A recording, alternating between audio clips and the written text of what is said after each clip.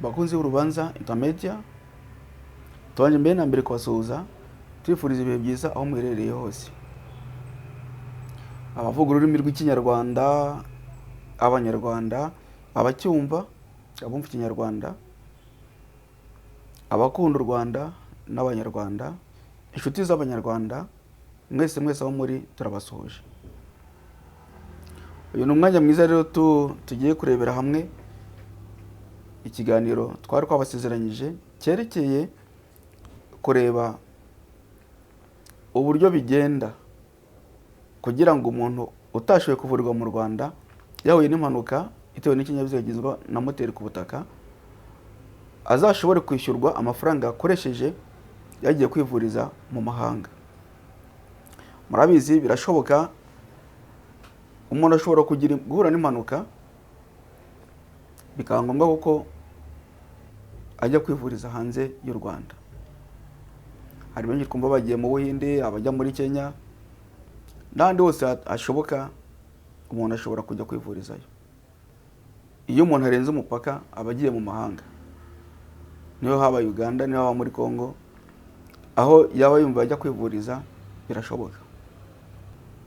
Tutizibye magambo ngo dutakaze umwanya cyane, tuzi neza ko uyu muntu akoze impanuka kubw'amahirwe ntapfe,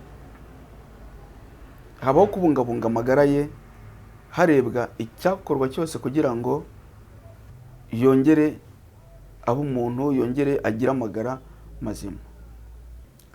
Mu by'ibanze rero tuzi ko uyu muntu akoze impanuka ahita haza ingobyi y'abarwayi ishobora kuboneka, cyangwa ndetse n'abandi bakaba bamujyana bamukura ubutabazi bwihuse bakamutwara kwa muganga. Kwa muganga rero hari amafaranga yo gushyirwa mu bitaro, hari amafaranga yo kugura imiti, hari amafaranga y'insimburangingo. Iyo tuvuga insimburangingo harimo benshi bakunze kubyita tije zishyirwa mu mubiri n'abaganga. Hari amafaranga agenda yishyurwa ku nyunganirangingo. Inyunganirangingo harimo proteze, harimo imbago, harimo mu byo yishyura none harimo amafaranga y'ingendo, ingendo zishobora kumuvana mu rugo iwe ajya kwivuza. Twabonye kenshi ko bitewe n'ubwinshi bw'abarwayi, bitewe n'ubwinshi bw'abantu baba bafite ibibazo bijyanye n'ibikomere, bijyanye n'amagufa, twabonye ko akenshi bakunze gusezererwa vuba bakaba bakomeza gukurikiranwa mu bitaro bavurirwamo bavuye mu ngo iwabo. Aha rero n'ahantu uzasanga umuntu ukiri kwivuza ashaka uburyo bwo kugenda, ashobora gutwarwa n'umumotari, ashobora gutwarwa n'imodoka isanzwe taxi voiture. Abo bose bakamuhereza facture, izo facture nazo zigenda zishyurwa. Bigenda rero bite mu gihe wa muntu mu Rwanda bibaye ngombwa ko babona ko ubuvuzi bwakorwa kugira ngo bashobore kubungabunga ubuzima bwe ari ukwivuriza hanze. Birashoboka, umuntu ashobora kuvuga ati aho bigereye noneho turabona icyaba cyiza ari ukuvurirwa ahantu ibunyanaka. Iyo rero bigenze bitya, kugira ya mafaranga umuntu agiye kwivuriza mu mahanga azashobore gusubizwa n'umwishingizi w'umushoferi wateje impanuka. Ibigo by'ubwishingizi dusanzwe tubizi,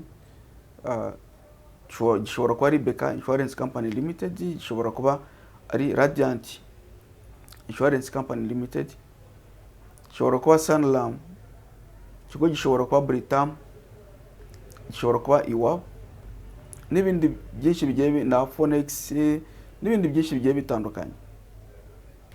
Wa muntu wagiye ushaka kujya kwivuriza mu mahanga ntago ari ibintu automatique, ntago ari ibintu byikora kubera ko abaganga bamukurikiranaga ngo bahise babyemeza noneho ngo ayo mafaranga yagiye kwishyurira mu mahanga azaza yishyuza cya kigo cy'ubwishingizi cy'umushoferi cyishingiye umushoferi wateje impanuka.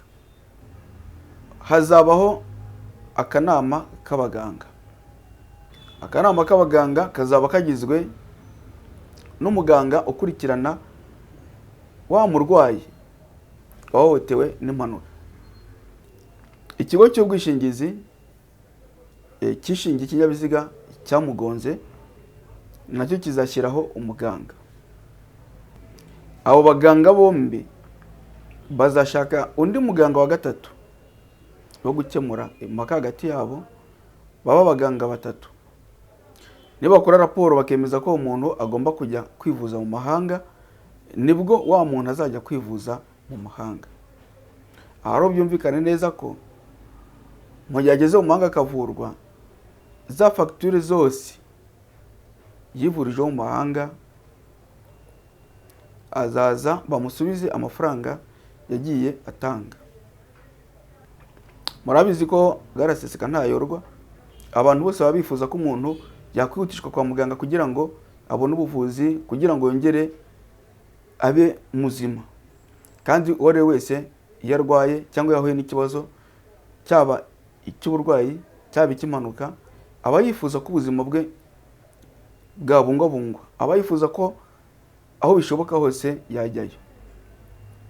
Aha rero kugira ngo umuntu ajye kwivuza mu mahanga, nuko ako kanama k'abaganga batatu kazaba kamaze kubyemeza.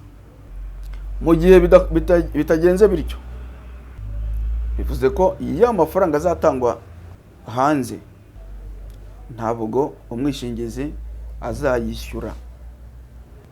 Ubusanzwe ibijyanye no kwivuza, uburyo dosiye z'impanuka zitangwa ku mwishingizi w'umushoferi uri mu cyaha, ibi byose biteganyijwe n'iteka rya Perezida nimero 31/01 ryo kwa 25 kwezi kwa 8/2003 rishyiraho uburyo bwo kwishyura indishyi ku babare bw'umubiri buturutse ku mpanuka zitewe n'ibinyabiziga.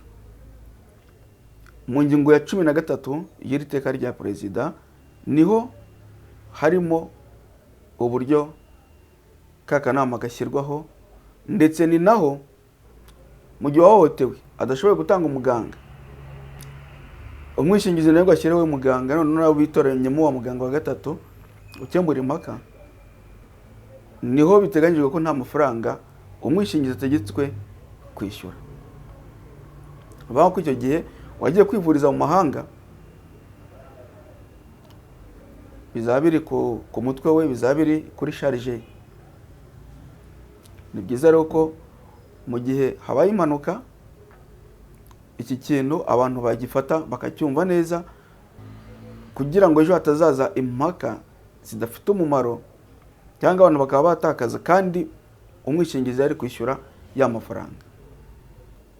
Tudatinze rero muri iki kiganiro, ushaka ibisobanuro byimbitse cyane no kureba urubanza rwamufasha kugira ngo asobanukirwe birushijeho, yareba urubanza ni RCAA 0202/07/Cour suprême cyana sa bacu ku itariki 9 z'ukwezi kwa 4 2009, haburana witwa Nyetera Jean Baptiste na Korali.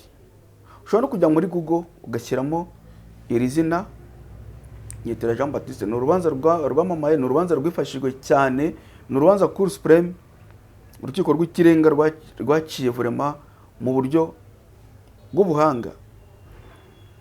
Ni naho ahangaha tubona ko mu manza zaciwe neza, uru rubanza narwo ruri mu zaciwe neza, rwifashishijwe cyane mu manza kugeza n'uyu munsi.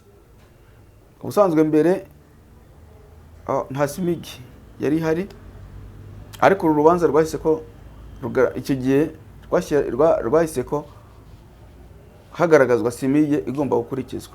Nubwo nyuma yaho 2500 bigaragara mu rubanza byaje guhinduka hashyirwa ku 3000, ariko uru rubanza rwabaye reference ku zindi manza nyinshi cyane. Ikiganiro cyacu rero nakagaruka, ikiganiro cyacu tugisubikiye ahangaha. turacyari mu manza z'impanuka, ariko dushishikariza abantu ko muri comment mwajya mugerageza kutwungura inama, kutwungura ibitekerezo, ndetse no kudufasha kugira ibintu byinshi dushobora gukomozaho. Haravuga ngo kuri channel yacu tubazanire abashyitsi bashobora kudufasha mu bintu bitandukanye. Nibyo cyo gitekerezo kirahari kandi tukimaranye igihe kinini, ariko nanone birasaba ubushobozi. Hano mu byo ku rubanza intermedia mbikora mu bwitange, ariko ntabwo nahamagara umwavoka ngo naze amfashe nta kintu, nta kantu, nta natike ari buze kubona. Twamagara umunyamategeko runaka ngwino, abantu kenshi na kenshi iyo nta kintu kirimo inyungu umuntu abona, biragoye kukitabira. Kubashaka ro gutera inkunga, nanone ntabwo twanga inkunga, ko byadufasha kugira ngo tunashobore kuba twagira abanyamategeko dushishikariza kuza ku rubuga rwacu, abashobora kudufasha mu manza z'umurimo, mu manza z'ubutegetsi, mu manza z'ubucuruzi, muri domaine zo zitandukanye barahari. Ariko ikibazo nicyo ngicyo. Mu gihe bitarashoboka tuzakomeza kwitanga, dukomeze kubigendamo gake, kimwe n'uko twabonye ubushobozi twabikora, kuko icyo dushyize imbere no kugira ngo abantu bave mu mwijima, nibura aho umuntu yicaye hose agire notion y'utuntu dushobora kumufasha mu mategeko aho yaba ari, cyangwa ikibazo runaka yaba yagize kijyanye n'amategeko. Wowe rero wakoze subscribe cyangwa sabone, turagushimira kugeza uyu munsi, kandi tuzakomeza no gushimira nawe waba ugifungura ikiganiro, tugusaba ko nawe wakora subscribe cyangwa sabone. Unyuzwe n'ibikubiye muri kiganiro, wakora like. Ariko nanone ibyiza burya biryoha bisangiwe, nta mpamvu kwirana amakuru ameza yari guhererekanwa. Kandi mu by'ukuri ku rubanza intermedia nzi neza ko tugerageza gutanga ibintu bifatika, ibintu bigaragarira buri wese, ntabwo ari amakuru yo guhisha cyangwa yo kuvana mu mutwe. Utanyuzwe nawe n'ibikubiye muri kiganiro, ni uburenganzira bwawe. Wakora dislike, nabyo ni byiza ko, ndetse byabana byiza ukaba wajya no muri comment ukavuga impamvu y'iyo dislike. Ufite igitekerezo rero cyangwa inama cyangwa icyo wifuza gusangiza abandi, nanone karibu kuri urubuga rwacu urubanza intermedia, wajya muri comment ukatwandikira. Izo nama turazikeneye, ibitekerezo turabikeneye. Ubutaha rero tuzarebera hamwe uburyo umuntu ashobora kubona umwavoka. Abantu benshi barimo baravuga ati ni gute umuntu yabona umwavoka, ko mu bintu bijyanye n'imanza z'impanuka, mu bintu bijyanye n'amadosiye y'impanuka, abantu barahura n'abateka mutwe bakabasanga ku bitaro aho bakoreye impanuka. Abantu batari abavoka bakaza bakababeshya, abigize ngo n'abakomisiyoneri. Ubutaha tuzabereka uburyo umuntu ashobora kubona umwavoka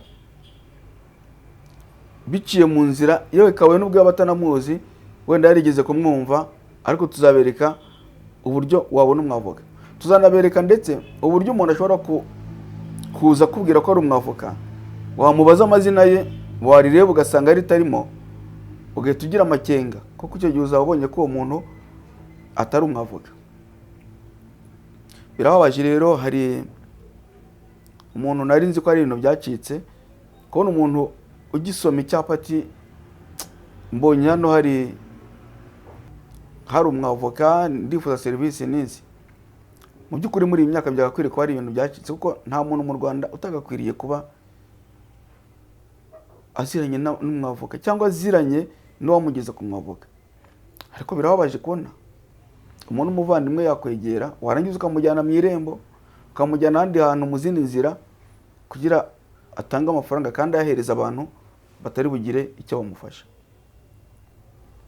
Turi kumwe rero, Imana ikomeze kubarinda no kubagirira neza. Ari kumwe n'umuvandimwe wanyu, umukunzi wanyu, Maître Jean de Dieu.